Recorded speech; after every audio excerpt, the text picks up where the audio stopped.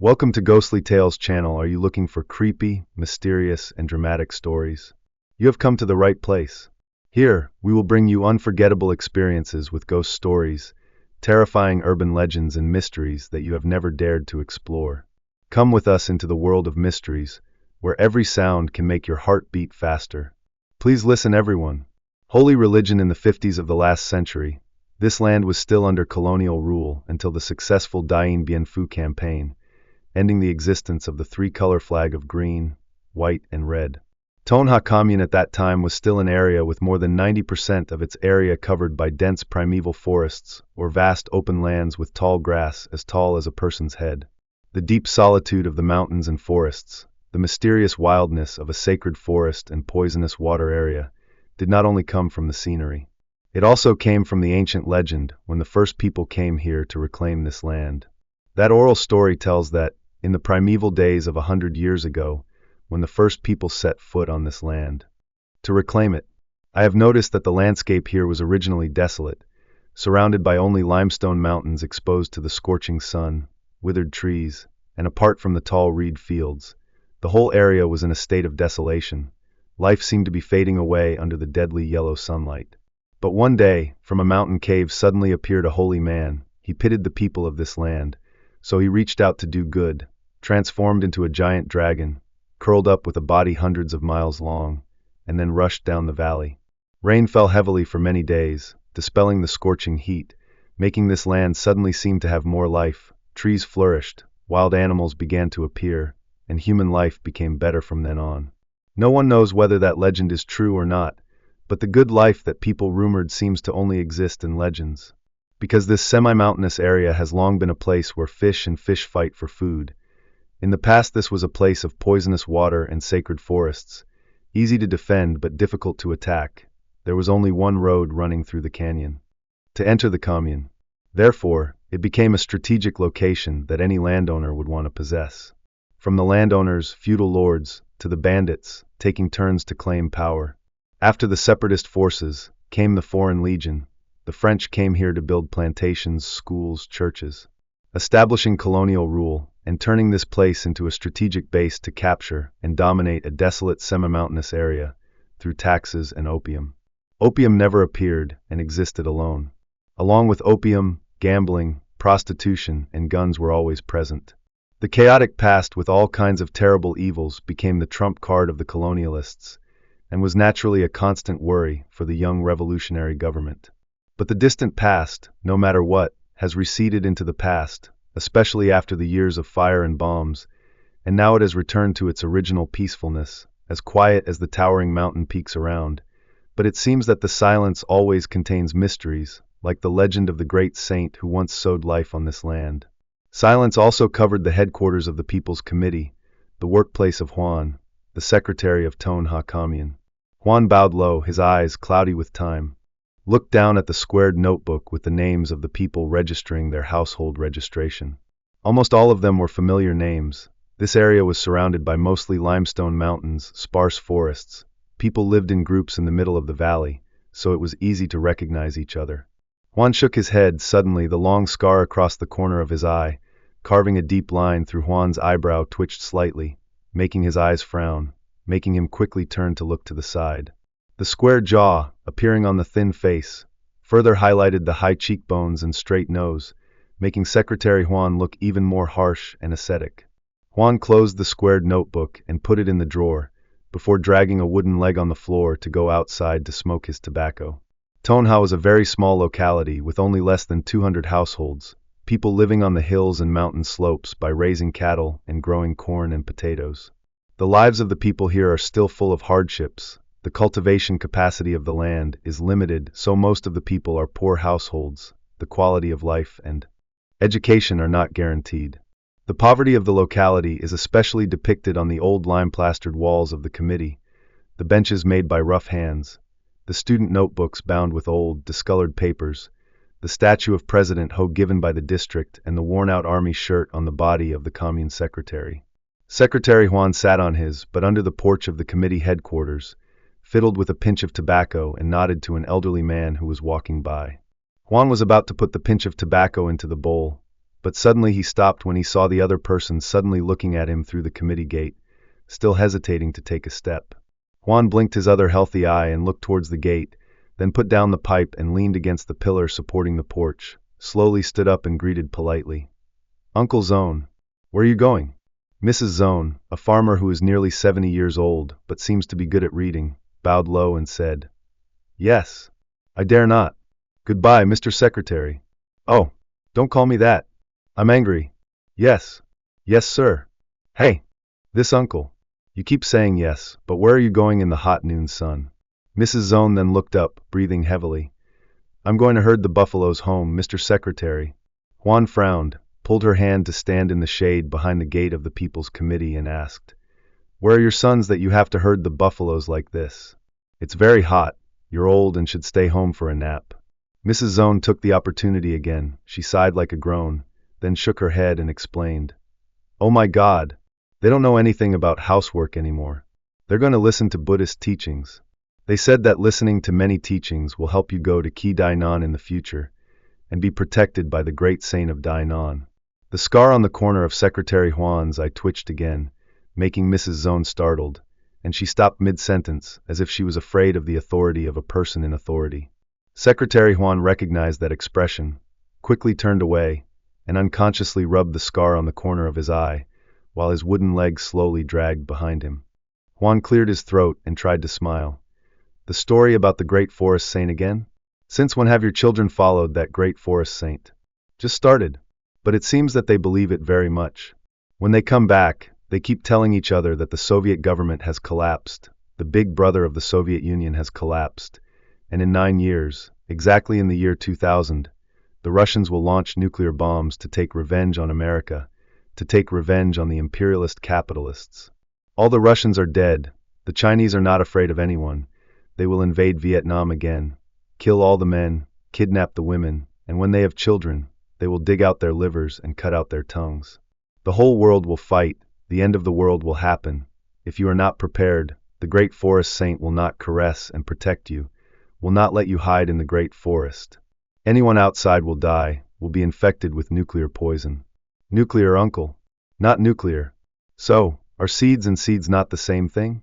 Juan shook his head, tried to smile but still had to exhale. He swallowed hard at the somewhat silly but all true statements that Mrs. Zone had just said. Juan also knew that there was information about a new religious group emerging in Tonha Commune, called the Great Mountain Saint. They believed that the Great Mountain Saint, the one who from the mountain cave had blessed this land with the ability to grow and bear fruit, had incarnated into a man, to bless and lead the believers to Ki Dainan, a fairyland, a paradise on earth. Juan looked at Mrs. Zone nervously. He shook his head and sighed. Okay, let me slowly resolve this matter. I will go over to talk to the children in a few days. Let's see what the specific situation is. I can't wait. This afternoon when the weather is cool, I will go to Vu's house to see what they are practicing together in there, then drag my children back home. Having finished speaking, the old woman walked out of the rickety gate, closed with acacia wood planks that had sagged on one side. When she reached the main road, Mrs. Zone turned back and saw the secretary, limping along with his wooden leg, closing the sagging wooden gate of the committee headquarters with his lips pursed. Returning to the committee, Juan sat down on the steps, lit his pipe, and let out a sigh, watching the green smoke dissipate into the air. The great Saint Trinh Van Vu appeared in the world only a few years ago, but he quickly attracted a large number of followers. Calling him an appearance in the world is probably not quite right, because Vu was originally a local, born and raised in this land. 7 years ago, Vu was imprisoned for robbery. Because of his sincere attitude and good reform, his 10-year sentence was reduced to just over half. After being released from prison, Vu returned to his hometown and married a woman named Nguyen Thi Mui, whose household registration was in Son Tay. At that time, Vu lived on his family's abandoned land. Perhaps borrowing from friends and relatives, Vu had a small amount of capital, and with permission from the commune, Vu hired people to fence the area with B40 nets, enclose the land, dig a pond to raise fish, and build a pig pen. However, he invested quite a lot of money, but after only a few months, one pig after another fell ill, foot and mouth disease spread. Not a single pig died in Tonha Commune, only Vu's pigs died. After the pigs, it was fish. The 2 ponds of fish that Vu raised were all white-bellied after just one night. No one bought them for sale, no one took them for giving, and Vu himself did not dare to eat them. He went to jail and got out, his family was ruined and debt piled on debt. So only a few days later people saw Vu drunk at the edge of the forest, cursing like a madman. Just a week later, Vu died in his family's fish pond. The person who discovered the body was Mui.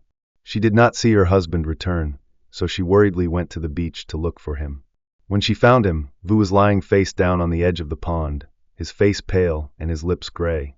Mui did not call anyone, just sobbed and carried her husband's body home to be buried. The strange events began to develop from here. That day, Juan was also present to make a death certificate for Vu. Besides Juan, there was also Mr. Dai, a member of the Trin family and a worker at the commune health station, who came to confirm the victim's condition. After examining him for a while, listening to his pulse and heart, Mr. Dai sniffled and said with a tearful mouth, "Oh my child, you're only 35 years old and you're already in a bad mood." Vu's wife heard that and then hiccuped and collapsed to the ground, causing several more people to rush over, rubbing her forehead and pulling her sideburns. Juan then sighed and signed the death certificate for Vu to prepare for the family to hold the funeral.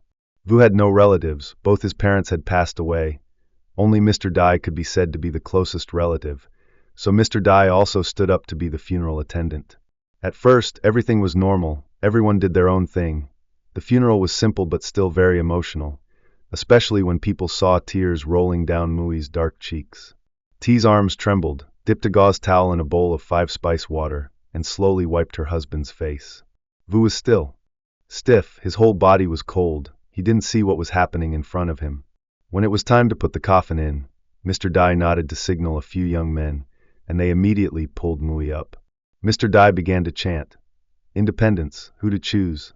The cry had just begun after the 2 words, "who to choose," when suddenly the whole funeral hall fell silent, because under the gauze towel covering Vu's face, a stream of blood as black as asphalt suddenly oozed out. The black blood soaked into the cloth, dripping onto the floor. Relatives, neighbors, and even Mr. Dai turned pale and quickly retreated. Only Mui crawled to her husband's body, lifted the gauze, and used the hem of her shirt to wipe the blood pouring out of Vu's mouth. It took a while for him to regain his composure, and Mr. Dai trembled as he said, Mui, come out here. Someone get me another towel, quickly." Then Mr. Dai took a thick gauze and covered the dead man's face after the blood had dried. The funeral hall remained silent. Fearful eyes looked toward the deceased as if they were witnessing an unusual phenomenon. In the funeral hall, soft whispers drifted like prayers for the deceased's soul. They believed that Vu died unjustly, an untimely death that made a person like him resentful. Dying young and being healthy is a good thing, everyone believed that. Eyes looked at each other in fear, faces pale with tension. No one wanted to see a person who had been dead for a whole day suddenly spit blood out of his mouth while preparing to be buried. Beside the coffin, Mui was still sobbing, humming to the sound of cicadas chirping. People could still hear Mui's mournful and pitiful sounds. "Please? I beg you, why did you take my husband away like this?" The vagueness in the lament made more than a dozen heads shrink. The 3-room house was as cramped as bundled firewood, surrounded by a net of desolation. Who are you? Mui must be crazy to talk nonsense like that." But Mui was not crazy. Mr. Dai swallowed his saliva. "Mui, move aside so people can hold the funeral ceremony. It's time." Mui sat on the ground, hugging the dead man's waist, looking up with watery eyes. No, you can't take my husband away. My husband is not dead. My husband is not dead. Damn you, are you crazy? You there?" Mr. Dai growled. Several other young men also gathered around to choose their words to comfort Mui and pull Mui out. But Mui still clung tightly to her husband's body, her hands holding, her hands pulling, causing Vu's stiff body to suddenly tilt. Mr. Dai glared and shouted, "Mui, are you crazy?" But it was too late. Vu's body had flipped to one side. The stiff body rolled under Mui's pull, face down on the muddy floor. "Oh my God! Oh my God! Oh my God! Wake up, my dear! Oh my God!" The funeral hall was dead silent. Some faint-hearted people still hurriedly ran out. Only a few strong-hearted people were still frozen, looking at each other and staring with horrified eyes at the dead body lying face down on the floor, black blood gushing from their mouths. Mui still hugged her husband tightly, screaming like crazy. "The great saint of the forest, take my husband! The great saint of the forest, Take my husband. My husband said so. Don't let him take my husband, oh my God. My family has already given you all the fish ponds and herds of pigs. Oh my God. While screaming, Mui hugged her husband tightly and shook him.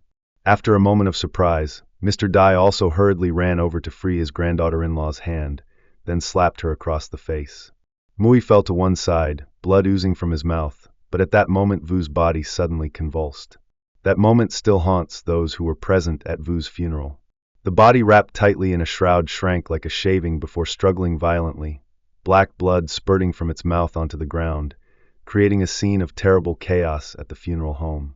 People panicked and ran away, screaming, knocking over the coffin and the tablet that had been prepared for the deceased. Only a few people who couldn't run away because they were too scared sat down in the corners of the house. The three-room house, filled with the yellow of incense and candles, seemed to be engulfed in a feeling of terrible confusion. Mui didn't seem to care about her torn lips after her uncle's slap. She rushed to her husband's side, hugged the body tightly, and tore off each layer of shroud that had tightly wrapped Vu's body. Mr. Dai was also huddled in a corner of the house, and in his ear he heard someone sobbing and muttering, "A ghost has entered the intestines. A ghost has entered the intestines." But perhaps it was not a ghost, because after vomiting all the blood out, Vu shakily held onto the bed frame and stood up, his eyes wide open, staring at each trembling face around him. "The saint sent me back. The saint sent me back. The saint sent me back." This time the victim was a young man in the village. Hung and Hong were both soldiers on leave after a period of service. They returned to the village at the right time when everywhere they went, people were talking about the naked female ghost in the well.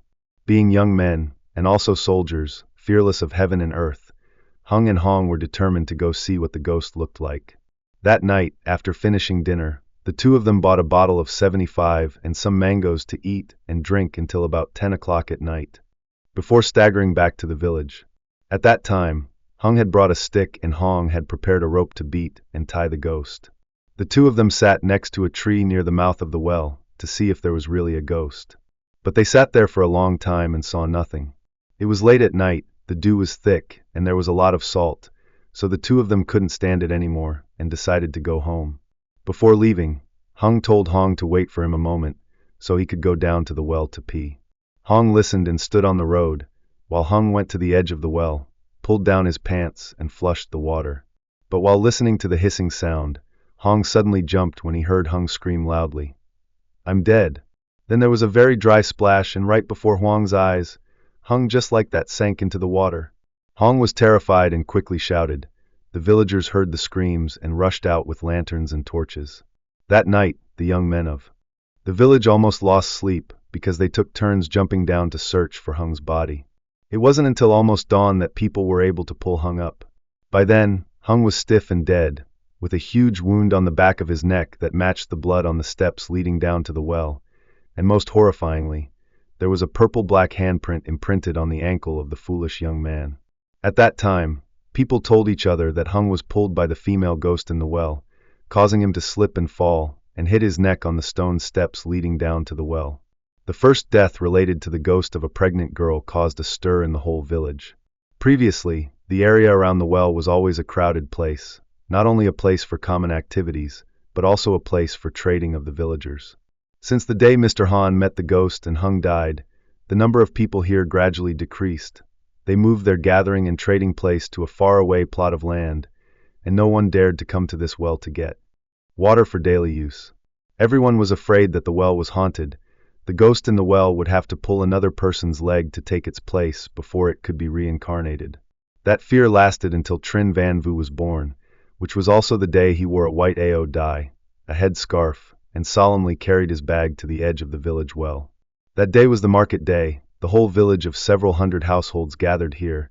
Vu went barefoot but dressed in white, with the demeanor of a pioneer crane, his face extremely solemn. He spread a brown cloth on the ground, placed in front of him a wooden fish, a piece of banana trunk, a small bowl with a boiled egg, and a bunch of green bananas.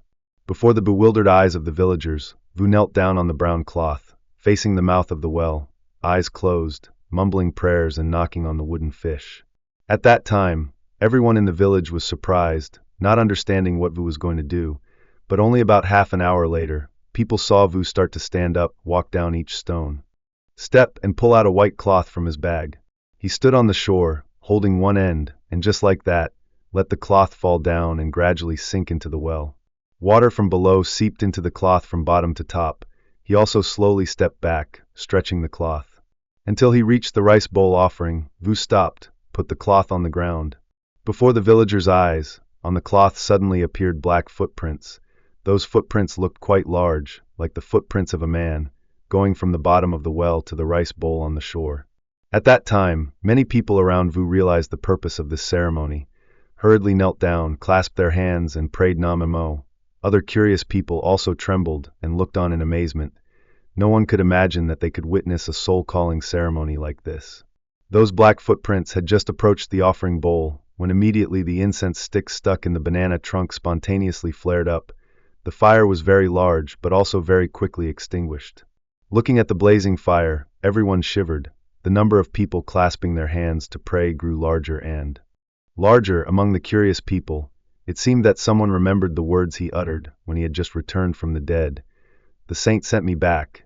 The saint sent me back. The saint sent me back. Everything did not stop, but right after he had cleaned up the offerings, he went to each house with sick livestock. For several months since he was resurrected until now, he had not left his house, but for some reason, Vu kept walking as if someone was holding his hand and showing him the way, knowing that each family had sick livestock. No matter which house he went to, he would silently not greet or ask, but go straight to the buffalo pen, pig pen, chicken coop. He would feed this animal a handful of grass, feed that animal a handful of bran, or give some of the owner's own rice to the chickens. Just like that, the buffaloes, goats, cows, pigs, chickens, ducks, animals that had been starving for weeks, waiting to die, now rushed out to eat, to gnaw, to peck. It seemed as if Vu's hands had been given a miracle that could bring the dead back to life, could turn poison into health, could even bring animals back to life. And another thing that surprised the whole commune was that during the whole ceremony of praying for the dead, or during the whole day of visiting each house, Vu did not say anything, or if he did, it was very little. He always bowed his head, clasped his hands, and performed a ritual like a true monk, completely abandoning his previous indifferent and uneducated attitude. And every time he finished saying goodbye to a family, Vu would say, "The saint sent me back." Vu's reputation rose from that day. Exactly 3 times like that, and then he fainted. That was the first and only time Secretary Huan personally tore up the death certificate, and at the same time happily wrote a statement of witnesses, proving that Vu's return from the dead was real. Mr. Dai did not seem too worried, explaining to everyone that Vu was probably only clinically dead, a relatively rare phenomenon for people in a remote area like Tonha Commune. The government intervened, the doctors proved it, but what people believed were only the 4 words that Vu said when he pulled his leg out of death's door. "The saint sent me back." They began to connect the words of Mui in a panic, the phenomena that happened around Vu's family farm and his unusual death. Vu did not die, the saint had returned Vu. After the day he pulled his leg back from death's door, Vu seemed to have completely changed. He did not go out, did not bathe. For months he only ate white rice with sesame salt, locked himself in the warehouse in the backyard, refused to contact anyone, even his relatives. The only person who came to bring Vu food every day was Mui. 3 months passed. The theory about the saint returning Vu gradually faded away in the hearts of the people, to be replaced by the idea of a mental illness, a form of psychological trauma. But suddenly, when people least expected it, Vu suddenly reappeared, bathed, wore only white clothes all day, and began to preach strange beliefs through stories under the banyan tree about the great saint, the one who opened the land and country for the people of this land to live. Vu said that he was told by a saint, had his eyes opened by a god, could see the past and future, and could cure even incurable diseases. Many people believed, but many others doubted, but Vu's reputation began to rise from there. With the teachings that Vu said were revealed by the saint, Vu recruited a number of true disciples, who believed that the transition between 1999 and 2000 would also be the last moments of humanity. Nuclear war would break out between the great powers, humanity would perish. Only those who were guided by the saint, believed in the holy teachings, could escape the bloodshed, escape the suffering. Huan thought that in this desolate and miserable society, people would never care about anything other than food and clothing, other than daily livelihood.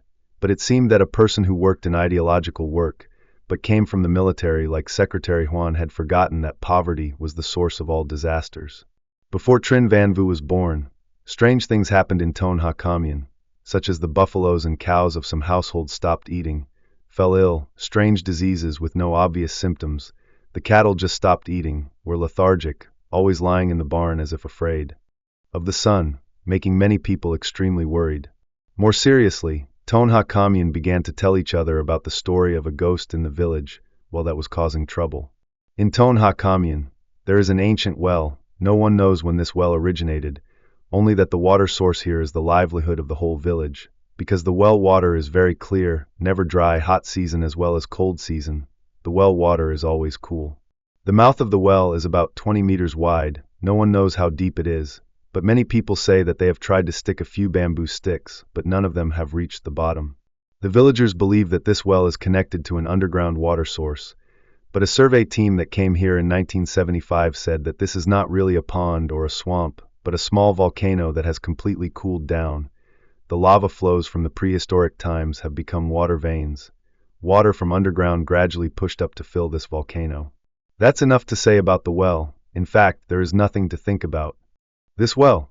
However, an incident happened when a pregnant girl drowned herself in the village, well, more than 10 years ago. People said that after the girl drowned herself, the well became sacred.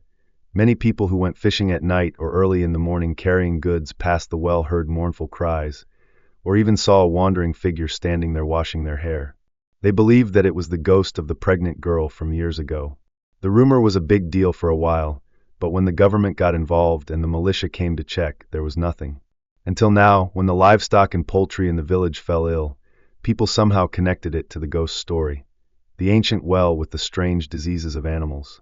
The villagers' association with the old stories is not without reason, because recently many people have seen strange phenomena happening at the mouth of the well. First of all, we have to mention Mr. Han. Mr. Han used to be a demobilized soldier.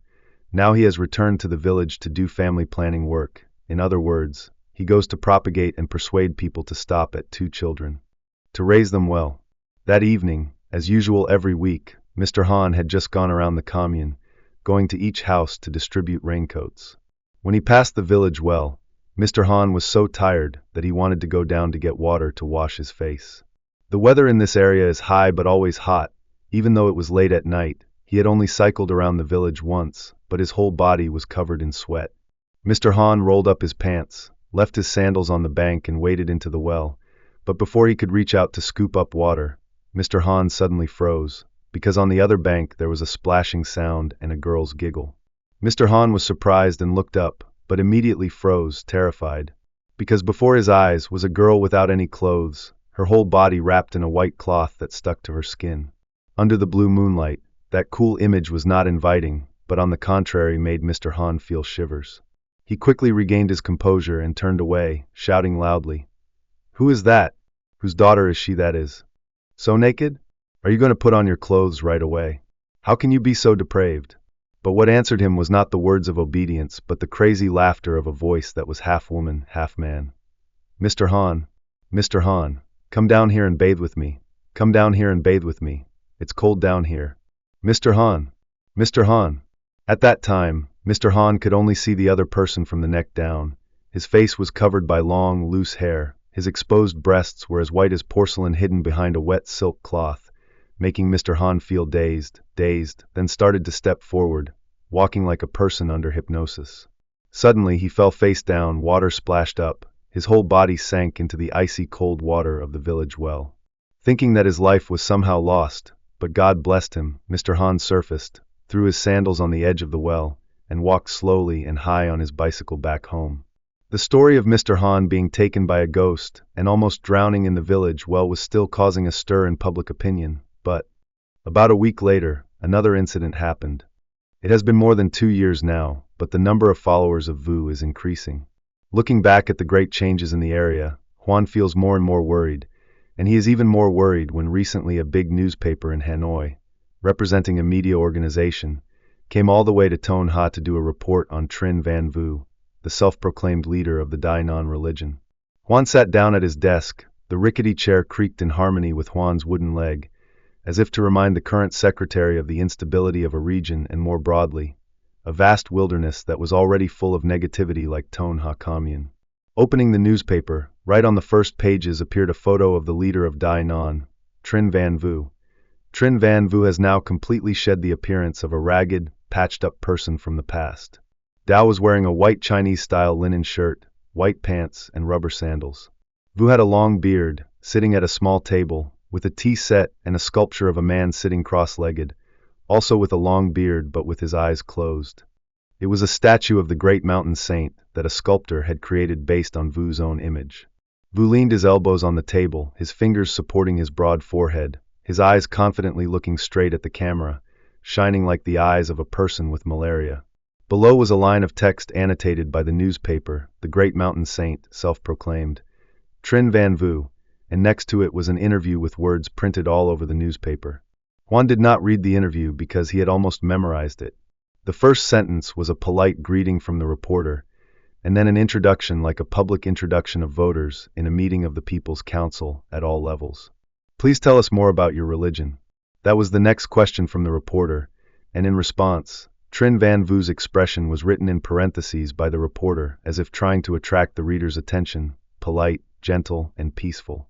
The two words peaceful made Juan shiver. The two words peaceful always go hand in hand with forces that want to expand their power with conspiracies disguised as this or that organization in order to put pressure on the government. Then came Vu's answer, not knowing if the reporter added anything, but the answer was indeed extremely gentle.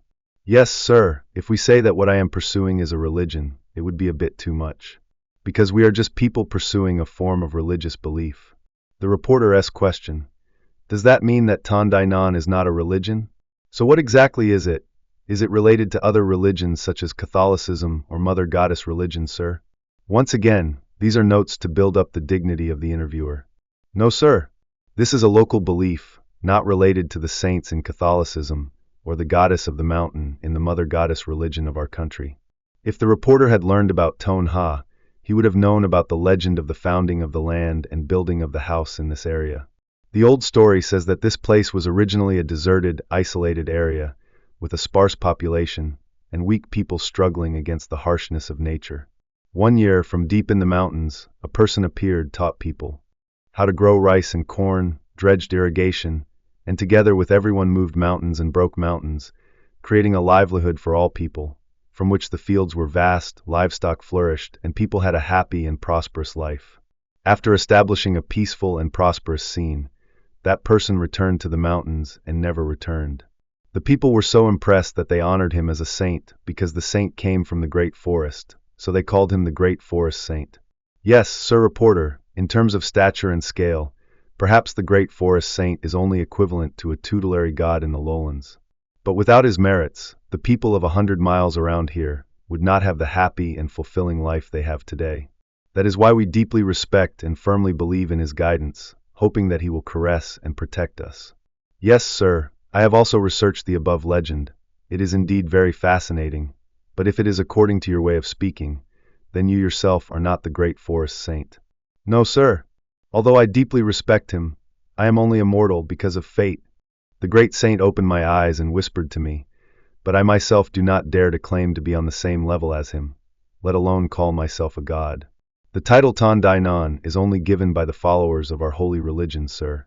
You can consider me as your official spokesman. Laughs. Yes, so in the near future, what specific activities will your holy religion have, sir? Yes, sir reporter, in the near future, the majority of the holy religion will continue to practice according to the holy religion's will, focus on working, build the holy religion stronger and stronger, and at the same time actively do business. One is to ensure the lives of the believers. Two is to have the stature and capacity to help the world, save people. Yes, sir, as you know, Ton Ha is an area with many difficulties, so our holy religion wants to help those in dire circumstances, children and families who can escape poverty. Yes, one more question. Currently your holy religion has not been licensed by the state to operate. What is your opinion on this situation? Yes, sir, this is indeed true. However, that is why our religion is even more determined to build a policy of operation in accordance with the policies of the party and the state. 100% of followers have stable jobs, actively organize charity activities according to the policies, live a good life, respect the law. On that basis, followers in the religion hope that the party and the state will consider creating favorable conditions for their activities. Yes, thank you for today's conversation. Hello, sir. I wish you and the Dainan religion to grow stronger and develop more and more. That is the full text of the interview that Juan has almost memorized. Throughout the entire article, 90% of it is Trinh Van Vu's advertising. The reporter tacitly did not mention any of the problems and rumors that this religion has created throughout its operation. The entire interview itself was almost just an advertisement, painting an image for Vu himself, building for him a virtuous and good cult leader, not mentioning at all Trinh Van Vu's mysterious origin. Thinking of Trinh Van Vu, Juan felt even more restless. The sun was pouring down, looking out at the deserted committee headquarters yard on a weekend afternoon. He sighed softly, stood up and tried to drag his wooden leg out to the porch to smoke a pipe of tobacco. In the corner of the yard, the bicycle with a horizontal frame and chain was still standing there, as lonely as Juan because its temporary owner, a clerk and agroforestry engineer who had just come to this commune for a few months, had quit his job to become a follower of the great forest religion. On Van Thursday graduated from the Agricultural University 3, but could not find a job in the city, but somehow, Bao was introduced to work here. This mountainous commune, apart from terraced fields and stunted cornfields, had no basis for growing crops and raising livestock, so after a while, Bao had to switch to clerical work while also surveying the terrain to find a suitable location to grow a certain crop suitable for the area. Clerical work did not seem to suit Bao. His large body, crammed into a rickety wooden chair behind a small table, always made Bao look somewhat cramped and miserable. Bao talked a lot, sometimes making people feel that he was a bit annoying, but he was cheerful and talkative. On the first day he was here, Bao brought everyone a lot of candy, tea and water from the lowlands. From then on, Bao was always present at death anniversaries, weddings, and even funerals. As a clerk, Bao was rarely present at the committee headquarters. Usually Bao used the excuse of going on field surveys, but there were times when Juan himself caught Bao drinking at people's houses. Perhaps it was because of his fun-loving nature that Bao was lured by the followers of the great forest religion, and eventually became one of them. Juan was very sad, because he also liked this young clerk. Once, when he met Bao on the street, Juan was stunned and looked at Bao as if he saw a ghost. Grabbing Bao's shoulder, Juan was surprised. "Oh my God! What did you do to be like a cicada's corpse, Bao? What kind of practice is this?"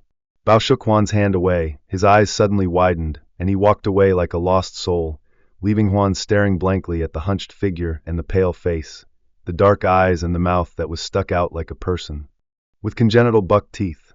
Looking at Bao, Juan could not believe that there was a time when Bao sat awkwardly behind a small table, his shirt bulging because of the bulging muscles in his arms. Now Bao was just a skeleton, like a starving person symbolized in the films from the year of At Dao. Thinking of Bao, Juan's throat tightened, the bitter tobacco smoke rushed up, making Juan cough. His wooden leg also shook violently, hitting the floor with a loud thud. It was late afternoon. The sky was as dark as the color of blood, with a hint of red floating on the heavy, dense clouds. It was so hot, Juan wiped the sweat that was running down his forehead. Then he suddenly looked out onto the road because he saw a figure quietly passing by. Swallowing hard, Juan stood up unsteadily, but when he reached the gate, the figure in white had disappeared behind a bamboo grove. It was Mui, the wife of the leader Trinh Van Vu. Passing the bamboo grove, Mui turned around in confusion because she felt like someone was behind her, but there was no one. It was too late, Mui missed the last bus from the district because people at the market kept holding Mui's hand to ask about the holy religion, how to join. Mui just answered vaguely to get the matter over with and advised people to go there in person. When she returned, the last Hayo bus had left the station, so Mui had to trudge along while waving for luck. Unexpectedly, a person from the same commune passed by on a bicycle and recognized Mui. It was Mr. Tuak, a man whose son was a follower of the holy religion. Seeing Mui carrying a basket, walking wearily, Mr. Tuak stopped his car and shouted, "Hey, Holy Mother!" Mui was startled, quickly waved her hand, grimaced and replied, "Oh my God! Uncle Tuak, don't call me that. I don't know anything about saints and gods." Mr. Tuak forced a smile as if to cover up his embarrassment. "Well, I still see my son calling you the Holy Mother, so I'm used to it, but why are you walking like this?" "I missed the bus. I was so busy buying and selling at the market that I forgot to come home." Mr. Tuak told Mui to get on his bike to take me home, because walking like that would spoil the meat.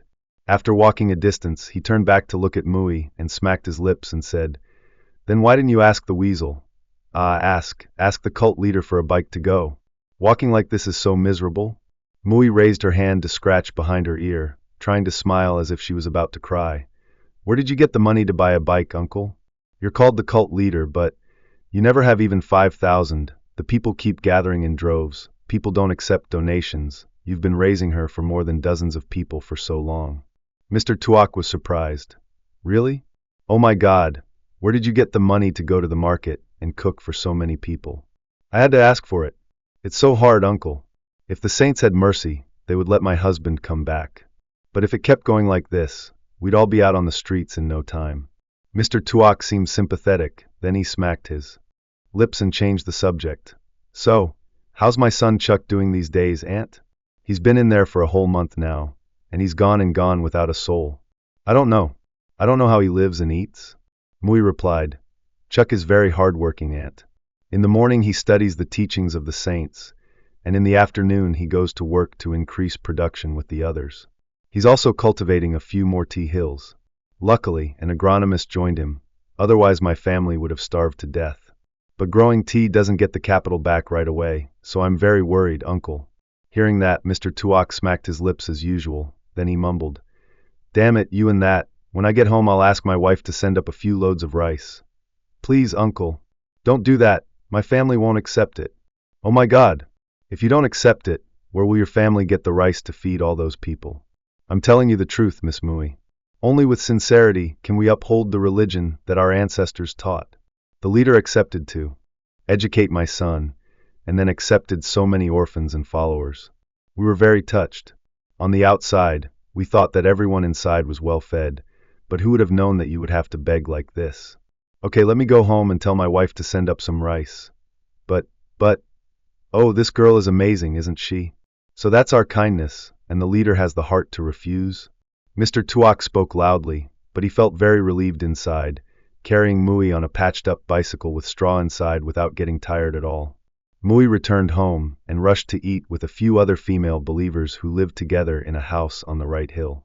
The sanctuary was originally located in Vu's house, but later when the number of believers began to increase, they gradually dispersed. Some cut down trees, some cleared the land, some built fences and stakes.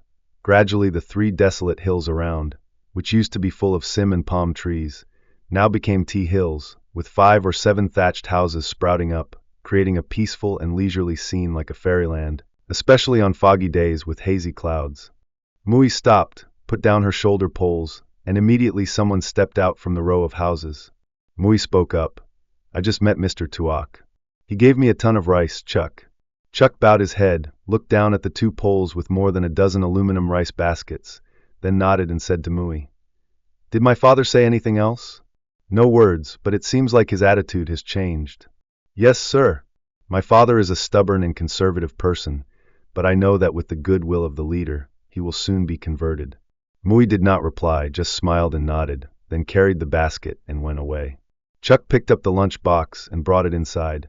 The night was cold. The monsoon brought with it a chill and a drizzle that covered the hills. Occasionally, the wind blew the banana bushes next to the house, making the leaves rustle as if some living soul had just come out of this land. Behind the wall made of packed earth, almost 2 spans thick, sealed like a jar, the fairyland suddenly turned dark. On the 4 walls were dozens of black figures, reflected by the 9 flickering candles that emitted a yellow and ghostly light.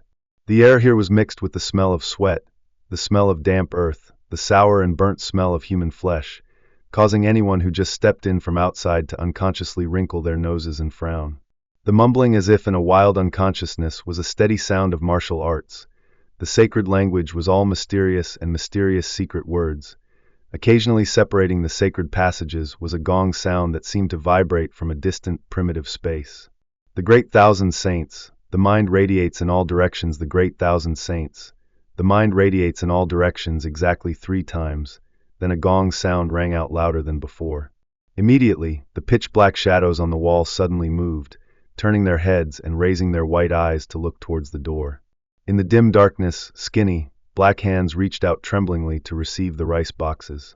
The bronze bell hanging on Chuck's wrist shook slightly. Under the dim candlelight, Chuck saw the lunch boxes being respectfully held high by arms in the darkness. Nodding slightly, Chuck held the bronze stick and tapped the gong lightly, as if giving a signal. Immediately the arms slowly lowered, the cage was opened, the faint smell of rice mixed with sesame salt wafted up, mixed with the thick smell of sweat. Chuck wiped his nose and glanced at the time, then leaned forward and pressed a button on the radio. The cassette tape slowly spun, a steady buzzing sound followed by the recording of the sect leader mumbling the holy teachings.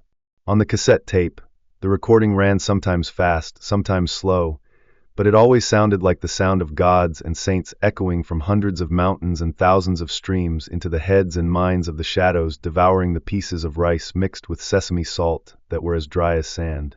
In the first days of coming here, Chuck also experienced this feeling.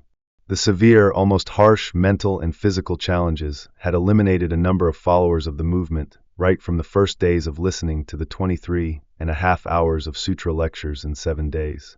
Those who only followed the teachings of the holy religion to satisfy their curiosity often left without listening to half a day of holy teachings. Those who stayed for 3 days would be fed the holy religion's rice. The white rice with sesame salt, after 3 days of not eating, only drinking, was so delicious and precious. Chuck could never forget the feeling when his mouth watered at a handful of rice as big as a guava.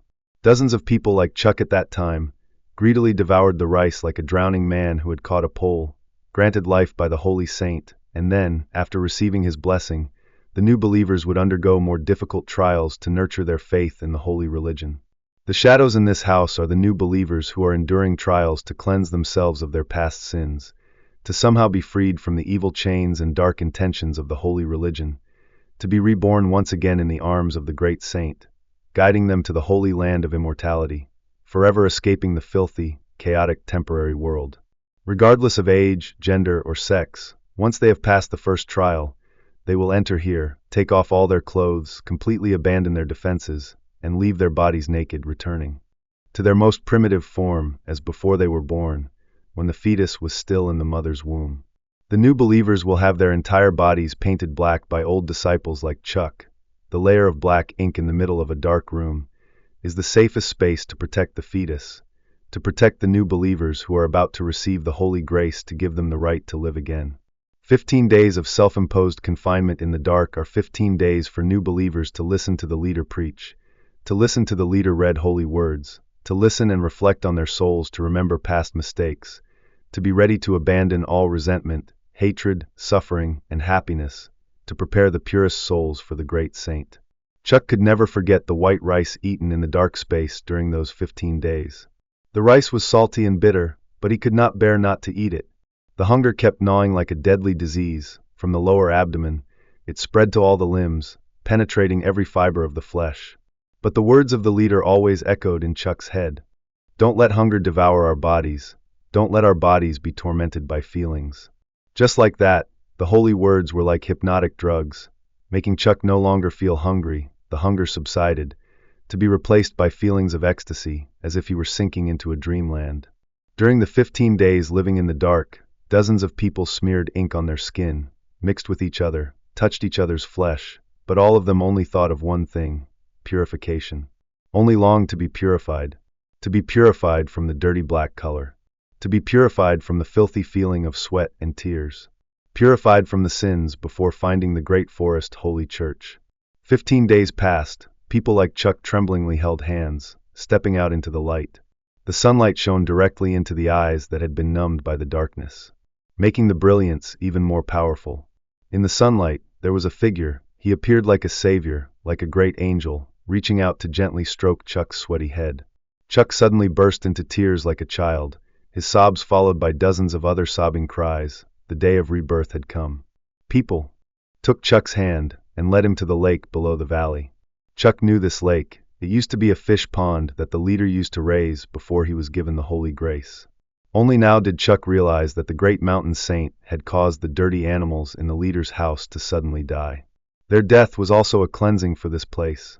Chuck stepped 1 foot into the lake. The lake water was cold, although the sunlight from above was still bright, but wherever the water spread, the ink on Chuck's body melted away. The skin that was previously black and shiny like oil had now turned white, bright, and clean, as if all the dust of the world had been washed away. Chuck cried even louder, the happiest tears of his life, perhaps 1,000 times happier than the first tears when Chuck was born. In just a moment, the ink had flowed away, and the eyes had gradually gotten used to the sunlight from above, making the image of the saint suddenly become close, familiar, and gentle. Chuck walked up to a small bridge made of bamboo sticks joined together. The leader stood on the bridge, smiling and nodding to Chuck. Beside him was a bamboo tray. On it was a bowl, a bottle of wine, and a knife. Chuck was confused and didn't know what to do when he suddenly picked up the knife and cut a line in the middle of his palm. Chuck shivered. His blood was bright red, dripping into the mouth of the glass wine bottle, then spreading into bright red clouds amid the clear alcohol. Until the wine in the bottle had completely turned red, the leader stopped. He put the knife down on the tray, then took a handkerchief from his pocket, gently wiped the wound in the middle of his hand, then put the handkerchief away. Chuck was once again so surprised that he was almost speechless. The wound in the middle of his palm was gone.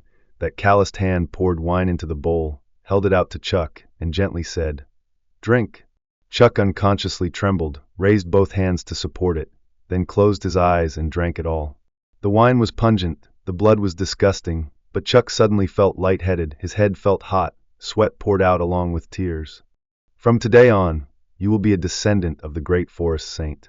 The Holy Grace protects, guides and caresses you, brings you from darkness to light, so that you know right from wrong, guides you to know who is your enemy and who is your friend.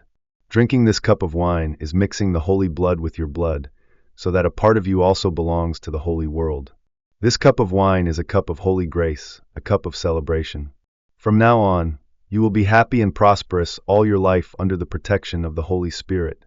Chuck knelt down so that the hand of the leader could be placed on his head, and so the others also stepped forward to receive the great forest saint's grace. Remembering those days, Chuck still felt excited. Perhaps that was why among hundreds of followers, only a few people like Chuck were trusted by the leader, entrusted with the important responsibility of being one of the 3 holy officials to manage the 3 worlds for him. The 3 worlds here were heaven, earth, and human. Chuck was the one who managed the human world. In the 3 realms, the other 2 were Bao and another person named Long, respectively responsible for the earth and heaven. Chuck took the baskets of baskets and brought them outside before closing the 2 heavy wooden doors. Inside, the new followers were still absent-mindedly listening to the leader's prayers from the cassette player. Chuck carried the baskets of baskets towards the hill of female followers, and then returned to the main hill where the leader rested, which was also the place where the leader preached on important days. When he arrived, he saw 2 holy officials sitting in the hall on 3 grand Tudor chairs behind a bamboo curtain. Chuck nodded to Bao and Long, both of whom responded silently as a habit of the followers here. Waiting for the leader to appear, Chuck occasionally looked down at Long's limping leg. A few years ago, in a prison camp, Long had a serious accident while quarrying. Since the accident, Long was paralyzed on one side of his body, unable to move from the waist down, meaning that Long would forever be tied to a wheelchair as an inseparable object. Because the injury was so severe, Long lay in prison, like a corpse waiting to be buried, with fellow inmates taking care of him every day. However, with the fatal injury causing an incurable disease, Long's sentence was reduced, and he was released from prison twice as early as his term. Since his release, Long and his family have gone everywhere looking for a cure, from acupuncture to acupressure, from Oriental medicine to Western medicine, from applying traditional medicine until his back was ulcerated, taking traditional medicine until his stomach almost ruptured, but he was still paralyzed. The day Long's family was completely hopeless was also the day Long was brought by his family to see the leader of the Great Forest Holy Church. The leader smiled kindly at Long and touched his knee, telling Long to stay because he would cure his illness. 1 week, 2 weeks, 3, then 4, the leader only came to talk, rub Long's knee, give him water and food. Someone confided that Long suddenly became cheerful. Then one morning, Long saw the leader running in angrily, holding a pair of scissors. Before Long could regain his composure, the leader poked the scissors into Long's leg. The terrible pain shot straight to his head. Long flusteredly pushed himself back with his hands and hopped out into the yard because the wound on his leg was still bleeding. With a rebellious nature and having been in and out of prison, Long screamed and cursed. Only when he saw the leader holding the scissors and smiling, then spreading his arms and looking up to the sky, did Long suddenly remember that he was standing in the middle of the yard. From that day on, Long never returned home. His illness was cured, but Long also became a follower of the holy religion. The official could still see the scar on Long's leg, which was red and raised abnormally. Suddenly, there was a creaking sound from the door in the back room. All three holy officials sat up straight and kept their solemn expressions. The Pope walked in, his eyes shining brightly, his pupils sparkling, reflecting the light of the red lamps hanging high. Darkness was blocked in front of the house's door, because here, the Pope was the light. Children's ghost, the friend I am going to name, is Tuke, a year below me, meaning he was assigned to the same dormitory around the beginning of the second year. Tall and thin, with a relatively intelligent face, from the beginning he showed himself to be an open and cheerful person, but after only about half a year his personality almost completely changed. That time, he slept a lot. Whenever I had a chance I saw him sleeping. Once I invited him to form a team to play LOL. When I went to gank the jungle, I waited forever without seeing any response from the support. I looked back and it turned out that the kid had fallen asleep, just sitting on the chair, tilting his head back and snoring.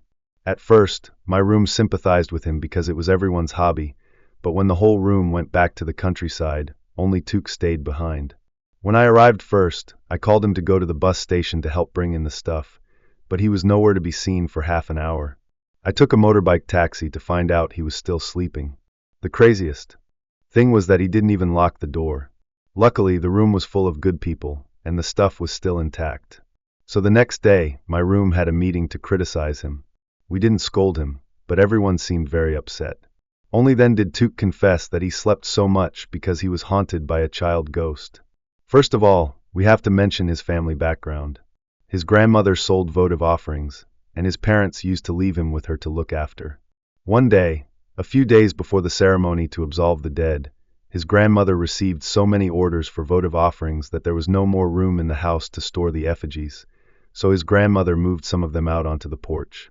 Tuke, 5 years old, did not know what taboos were, and still went out to the porch to play after 9 p.m. Grandma was busy drawing eyes and noses on the mannequins in the house, so she did not pay attention. When he saw the paper men, he immediately went over to touch them, pulling down their pants and shirts to look. At that moment, one of them suddenly fell to the ground. Tuke was afraid that his grandmother would scold him, so he bent down to pick it up. His eyes kept glancing towards the door to see if she would come out. When he set up the mannequin and placed it against the crowd behind him, Tuke felt as if someone had pushed it away, and it fell over. The second time, just as he was about to set it up again, he was shocked to find a face peeking out from behind. It said that was its place, then told Tuke to go to the other side and put it down. The boy said that the face he saw looked like a child's, but it had no eyebrows, no teeth, the eyes and mouth were black, the hair was still wet, and there was a liquid the color of shrimp's intestines flowing from its ears. It sat huddled among the mannequins, its face turned up, staring at Tuke's face. From the moment it saw the child, Tuke had lost consciousness. The child told him to take the mannequin to the other side, and when it reached the end of the porch, it still wouldn't let him put it down.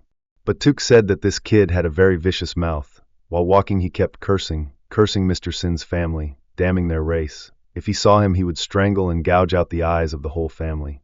Tuke was tired and was about to put the doll down. He dragged himself behind, told him to pick it up and continue walking. If he didn't, he would push his head into the bushes until his face was torn. At that time, we had reached the neighbor's fence. If we continued, we would have reached the row of toilets and biogas pits at Tuke's grandmother's house. If she hadn't discovered it in time, the boy would have drowned down there without even knowing. Tuke's grandmother heard the sound of a dog chasing a ghost, and when she saw that her grandson was not in the house, she panicked and rushed out to the yard to look for him. He said that she saw a trail of water running from the porch to the back garden, and when it reached the path next to the neighbor's house, it disappeared. His grandmother was so scared that she ran in, took out a knife to cut banana leaves, and shined a flashlight down into the garden. While walking, she slashed the knife into the branches and leaves, intending to scare the ghost away. Looking to the base of the tamarind tree, he saw Tuke standing there holding a puppet, his face turned towards the tree trunk, saying something unclear. His grandmother immediately raised her hand and slashed down on the tree trunk, right next to his head, at the same time snatching the puppet and throwing it away. Tuke was so shocked that his heart skipped a beat. His eyes looked at his grandmother in the flashlight. His grandmother's face appeared as pale as a puppet, making him both cry and pee his pants. Tuke's grandmother thought something was wrong with her grandson, so she quickly carried him upstairs and changed his clothes. Only then did she see that his face was scratched as if he had been scratched. She quickly guessed who had done it. That very night, Tuk's grandmother went to the chicken coop, caught a rooster, slit its throat, took its blood, mixed it with raw rice, and burned some yellow amulets. That families with funerals often asked for to stick on the coffin. Her grandmother sold them all, so they were readily available. She poured the ashes of the amulets and incense on the altar into the plate of rice blood and squeezed it evenly. Her hands were red with blood. Then she took it out to the porch and threw handfuls of it in all directions, screaming, "Whoever begs for food at my house in the middle of the night, please give them rice and meat to eat." When she finished, she turned off the lights, closed the door, washed her hands and feet, then went to bed and hugged Tuk, telling him not to be afraid, that if anyone touched her grandson, she would beat him to death. What Tuk's grandmother mixed in the funeral industry is called blood bait, and it is similar to dog and rat bait, except that the target is ghosts who died on the street. After lying down for a while, Tuk heard the sound of chewing outside. His grandmother prayed that the person following her grandson would eat the poison. If he ate it, the ghost would not die, but he would be scared and would exclude her family, because it contained the ashes of her family's incense burner. That night, Tuk could not close his eyes tightly. It is still the same today. Whenever he sleeps, his eyelids are only half closed, the whites of his eyes are half turned out, looking as if they are rolling. Thinking that his grandmother was magical enough to get rid of that ghost, Tuk did not pay attention to the past anymore. The day he returned to his parents, the family of 5 suddenly received bad news. That day, he and some neighbors invited each other to play hide and seek behind the house. There was a ditch, and across the ditch was a lush, green mahogany tree. They played until dark.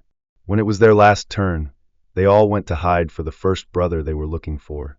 But after hiding for 10 years and 20 minutes, they still didn't see the first brother come to catch them. They called him, but he didn't answer. They told each other that the first brother must have run away and dropped a bomb on them all. So no one played anymore.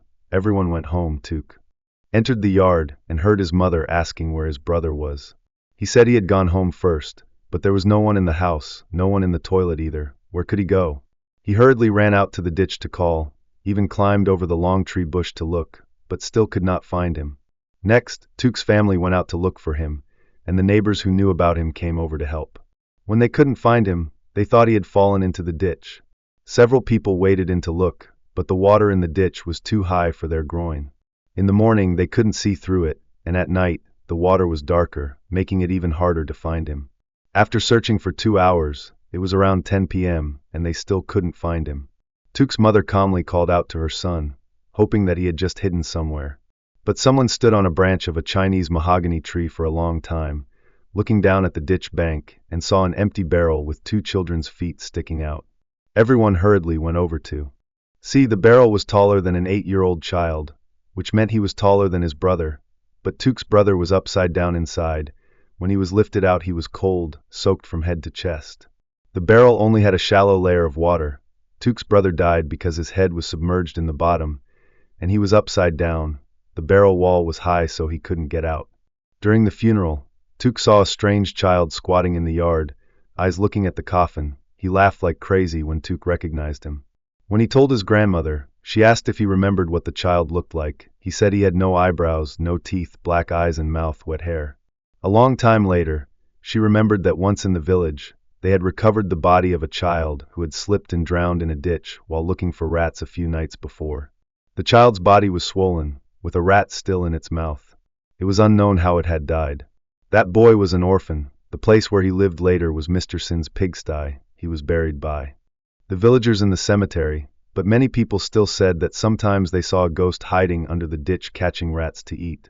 Tuk was scared when he told that his brother must have died unjustly, died young and healthy, but after the first week, he saw his brother appear.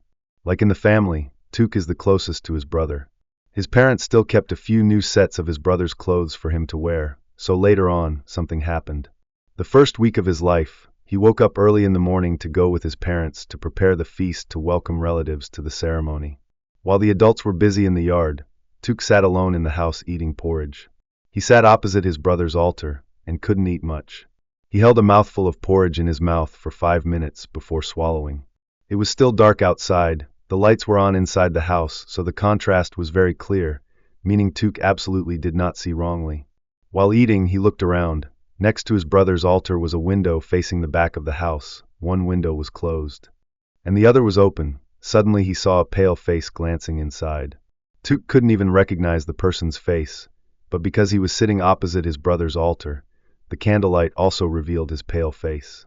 He was holding a bowl of porridge that he had spilled on the ground. His brother couldn't enter the house, so he could only stand and watch from outside. He was still young, so he didn't understand what was going on, so he suddenly asked, "Is your brother back?" He kept rolling his eyes and glancing towards the altar, speaking like someone choking on water. "Shirt, Gurg, my shirt, Gurg, give my shirt back to me." The shirt that the second brother was talking about was the short-sleeved shirt he was wearing. Usually, these were his discarded clothes, and his family didn't have any taboos about letting him wear them. Took's mother heard the sound of broken dishes in the house and rushed in. Took pointed to the back of the house and said the second brother was outside. His mother opened the window and looked. Behind the house was a ditch, and there was no one outside. When she turned back to ask, she found out that the second brother had come back to ask for his shirt. Because he had drowned, he was always cold, and he was said to have died on the street. Even if he came back, he could only stand outside the door. Took's mother knew about this and said that when they were alive, they got along well and loved each other very much. When he died, the family had already wrapped him in blankets and clothes, so why did they come back today to ask for clothes? Thinking about it, she took a bundle of straw and led Took's dog to the barrel where his brother died. She tied the dog to the trunk of a mahogany tree, then lit the bundle of straw on fire, then heated the fire in the barrel, banged on the iron wall, and made a lot of noise for a while. The dog was huddled near the barrel when it suddenly jerked its leash. It turned to one side and barked, stopping every 3 times. Took's wife stopped, looked at the direction the dog was heading, and told the family to turn the altar of the youngest brother to the left, with its back against the wall, perpendicular to the family altar. Don't let him face the door anymore. The drowned man was still hanging around nearby, so when he saw the youngest brother coming back, he would bully him. That night, Took's grandmother dreamed that his brother came home. He stood outside the door crying, still wearing the white t-shirt and coconut shorts, saying that his parents did not love him and that it was too painful to let him die. His grandmother asked why he died. Took's brother said that he was drowned by a kid hiding in a barrel, and that kid mistook him for Took, also because of the clothes the 2 brothers were wearing. After crying for a while, a middle-aged man came to pick him up. Grandma said that he was his younger brother. Thanks to the altar being moved in the morning, the 2 of them were able to recognize each other. Took's mother got up and went to the altar to burn incense, prayed for a while, then the next morning told his parents to take Took to the temple for a ceremony. She was afraid that he and the drowned boy had possessed each other. Children are the easiest to be possessed by ghosts. If they knew about it early and could solve it, it wouldn't be a problem. A little late, like the case of Took, the spirit can be released, but the curse with the dead will not end. That curse, or as people call it, the negative fate, from here really begins. Before continuing, Took explained a little about the mechanism of negative karma. What kind of person is said to have negative karma? In fact, it is not natural for a person to be possessed by a spirit. First, that person must experience at least one incident related to the other world in their life, either accidentally witnessing a fatal accident or attending someone else's funeral. In special cases, there is a person in the family who practices spirituality, but this is the highest possibility of being possessed. The so-called fate is like between 2 living people there exists a form of spirit that only the 2 of them can perceive. The negative fate between 2 dead people and between a dead person and a living person is similar. Like Took and his young grandfather, it was a negative fate between 2 dead people. Many people think that a spirit following them is a simple matter, but do they know how difficult it is for a negative fate between a living person and a dead person to come true? To put it bluntly, a living person and a dead person have to wait 18 or 20 years to find each other. Such a thing between 2 people from 2 different worlds is inherently very vague, even rare and hard to believe. But fate here does not mean becoming husband and wife. Fate is the type of compatibility and temperament, getting to know each other at first sight. Between the living and the dead, fate usually does not exist in a positive sense. In fact, when a person is possessed by a spirit, it is like torture for that person. Things like being molested by ghosts, being groped all over, Sorry, but Took said, ghosts don't have feelings for the mortal body. They don't do things like that. Thinking about it, the cases of false accusations of ghosts molesting are actually women. I asked most of the guys, and they never encountered such an incident. The ratio of male ghosts to female ghosts is only equal. Or less. Female ghosts are also very reckless, so why doesn't it touch the guys? According to the sisters, that is, while sleeping there are hands touching from head to toe, stimulating in all kinds of ways, etc. But that is called wet dreams, originating in the unconscious of each person, male as well as female, even more intense in women. Sisters have a monthly cycle. A few days before we'll have strange phenomena, hot flashes, desire, and need 3 times more than usual. Because of the increase of hormones in the body. That's why you feel like that when you sleep at night. But I'm telling the truth, why would ghosts and the dead touch your bodies? If they like, they will torture you until you die and come back to life. Torture is a form of physical torture, turning you into a ghost.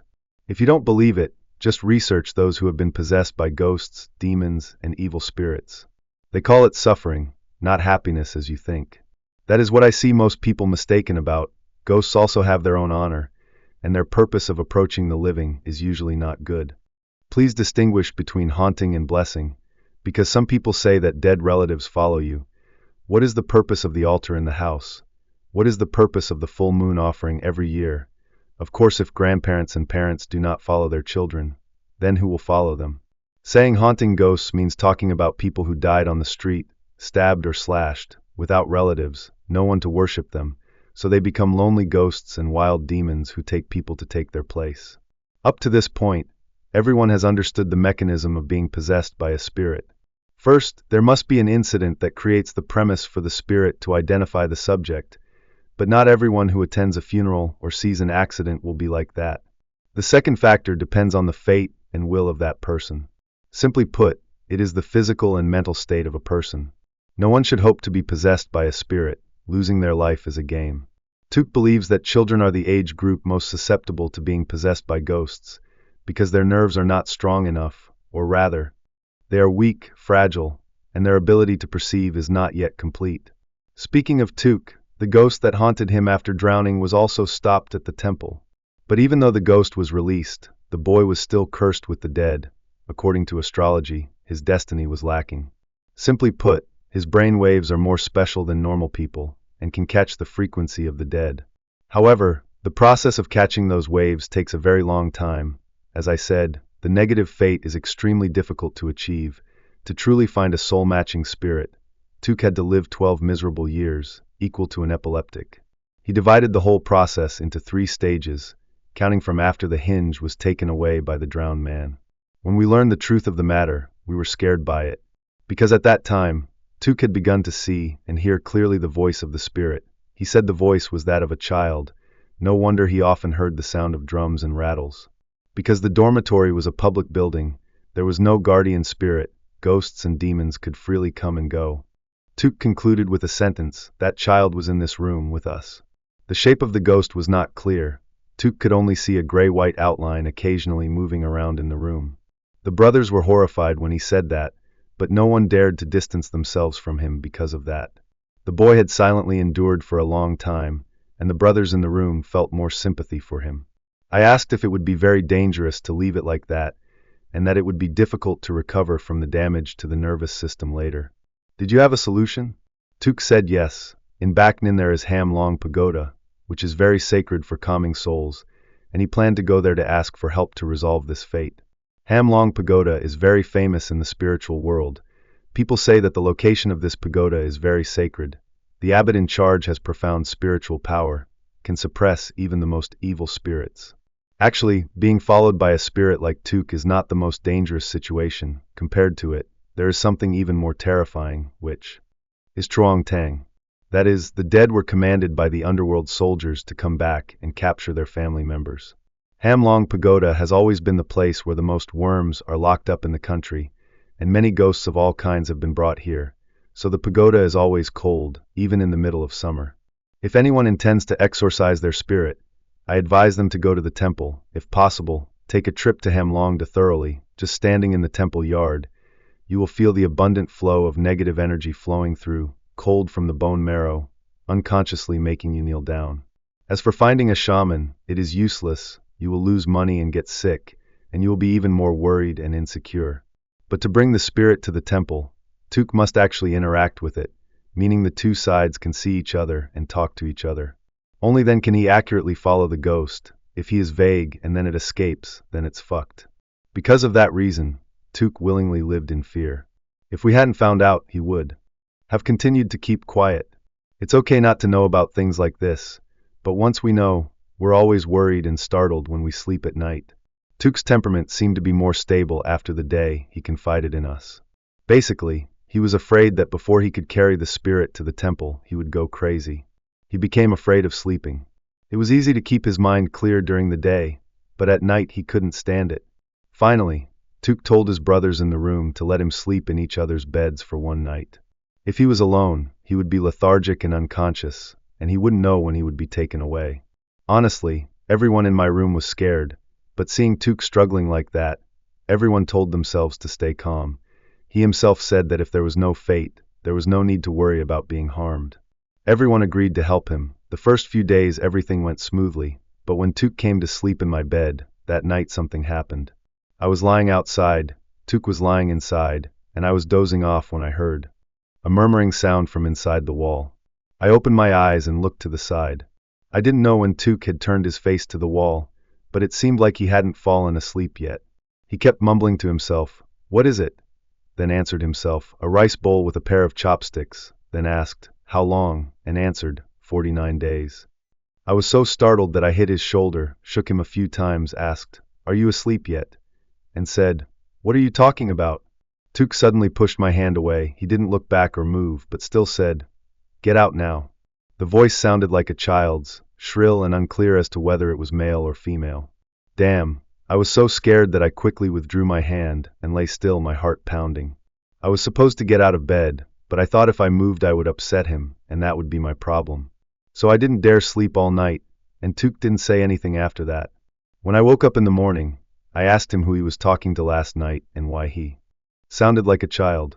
Only then did he turn pale and say he didn't know, he just slept last night. From that day on, Tuk started talking to himself again.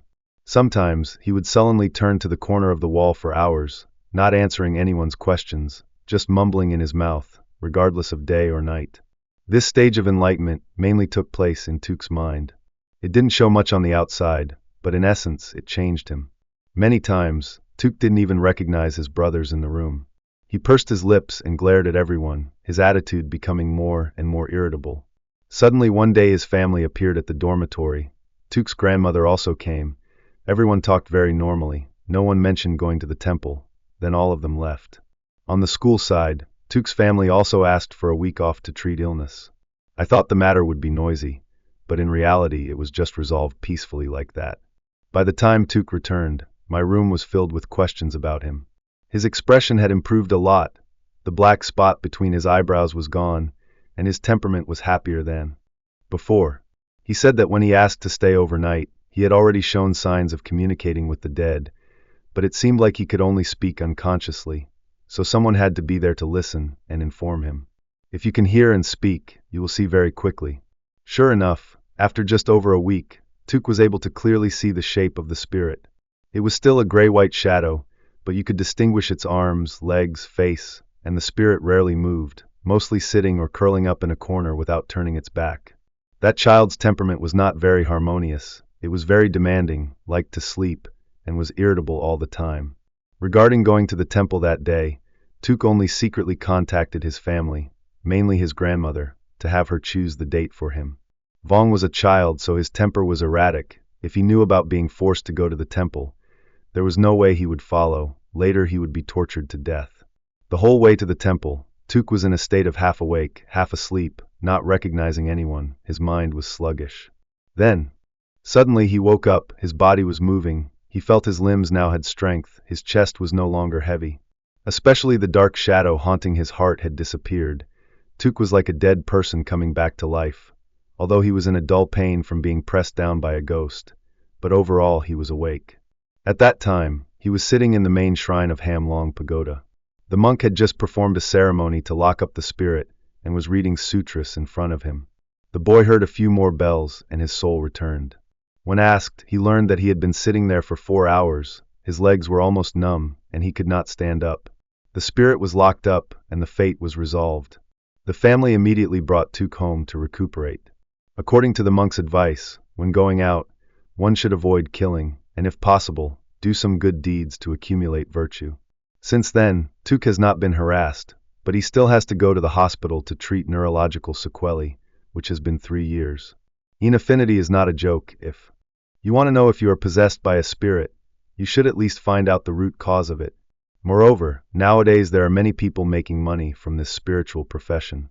If you just listen to your emotions, you will only waste money, and if you are not careful, your good fate will be affected and become defective. Please remember that yin and yang are very close to each other. As soon as you step out of the door, you will see a dead person.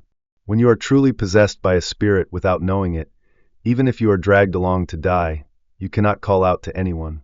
It is best to just live calmly. Believing in gods and Buddhas is not as good as believing in yourself. There are thousands of types of people. Not everyone is possessed by ghosts.